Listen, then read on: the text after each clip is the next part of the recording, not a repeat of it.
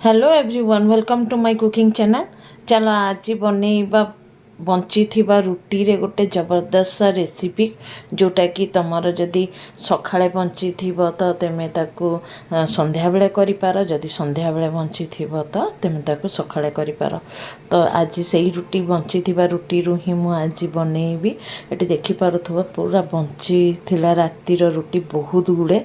तो ताकू ही मु नै जाईची। प्रथमे ताकू काटी दबा, जमता नूडल्स हुए से भाया नूडल्स भाया मैंने काटिदेबा। काटिकी लंबा लंबा करके रखीदबा। जेहेतु बासी रुटी तो से मझी मझी भांगी भी जाऊथबो, तो एक रखी काटिकी अलग साइड रखीदबा। गोटे कढ़ई बसई नवा, ता दिहरे तेल नहीं नवा 2 टेबल चामच। हाफ टी स्पून सोरिष को फुटेदबा।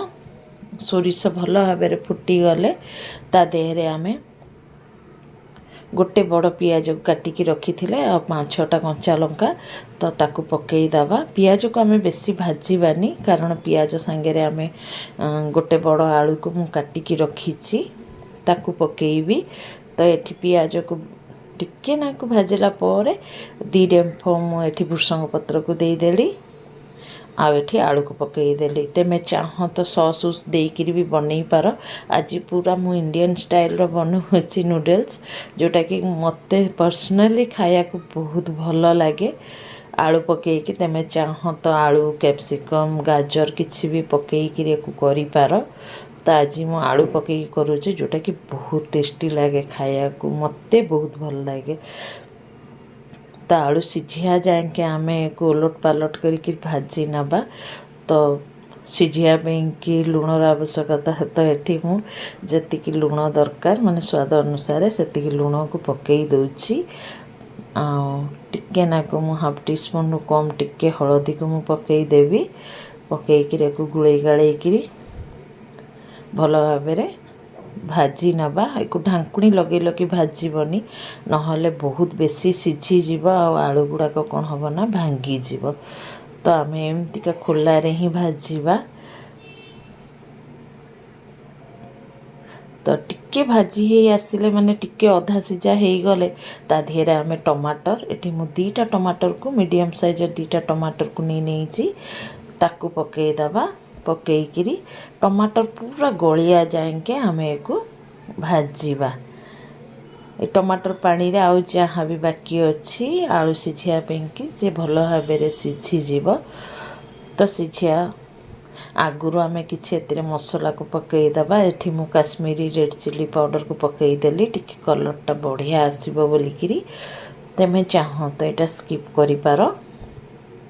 आ एठी मु गोटे टीस्पून सांबर मसला को नौची, जोटा कि खाया को बहुत टेस्टी लगे। टिके नाकू माने साउथ इंडियन टच दे दौची उपमा भलिया। तो एक पकईकी भल भाव आम भाजी नवा टमाटरटा गलिया जाए। आ थरे मो वे बनईकी देखंतु गाइस, तमें जानी शुणिकी माने बासी रुटी बंचेब ई रेसिपीटा बनैया कि, कारण खाया को एते टेस्टी लगे जे कहियार नहीं। फास्ट तो मो पिला माने खाया को खोजिलेनी, तापर जेमता यार लुक देखिले एते सुंदर हेइची तो से निजे खाइले तो तांको बहुत भल लगिला। तो ऊपर टिके नाको चटपटा और मीठाटा चाणिया पेंगी मुझे माने 1 टेबल चम्मच खंडे मु टमाटर सॉस को दे देली। माने एमिति टमाटर पकेली जोतिरे कि खट्टा लागिबो, सांबर मसला देली जेमते कि माने चटपटा लागिबो, आ सॉस पकेली जोतिरे टिके मीठा लागिबो।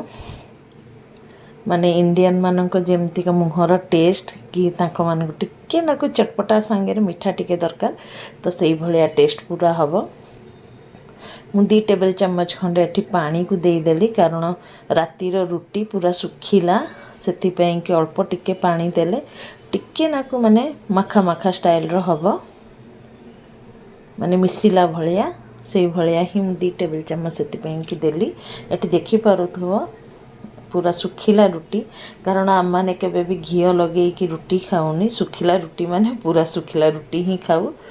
जदि तुम घी मारिकी खाऊथबो तो तुमको पानी पकायर किसी दरकार ही नहीं। जेहेतु मो रुटी पूरा सुखिला सेतिपई कि मो अल्प टिके नाकु 2 टेबल चम्मच भलिया पानी को देदेली। ताहले कौन हम ना रुटी सांगे आलू मसलाटा पूरा मिसी जीव। तो ये भलिया भाबरे उलट पालट करिकरी भल भाबरे रुटी सांगे मिसई दबा। एठी तमे देखि पारुथबा केते सुंदर भाबरे रुटी सांगे आलू माने मसलाटा मिसी जाइछि।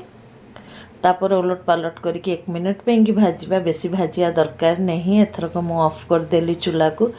आ चलो एथरक मु प्लेटिंग करके तुमको देखई दउची गाइस। एटी देखि पारुथबा केते सुंदर माने एकदम खिला खिला हेइछि हमर रुटीर नूडल्स कुह चाहे उपमा कुह जहाँ भी कुह, किंतु खाया को एते टेस्टी हेइथिला ना गाइस जे कहियार नाही। एई भलिया गोटे मिठा भी रुटी आम जेजीमा बनौथिले, चूरमा रुटी आम जेजीमा कुहंती ताकू। से चीनी पानी करिकी पकईकी रुटीटा करती, सेटा केबे करिकी तुमको देखैबी।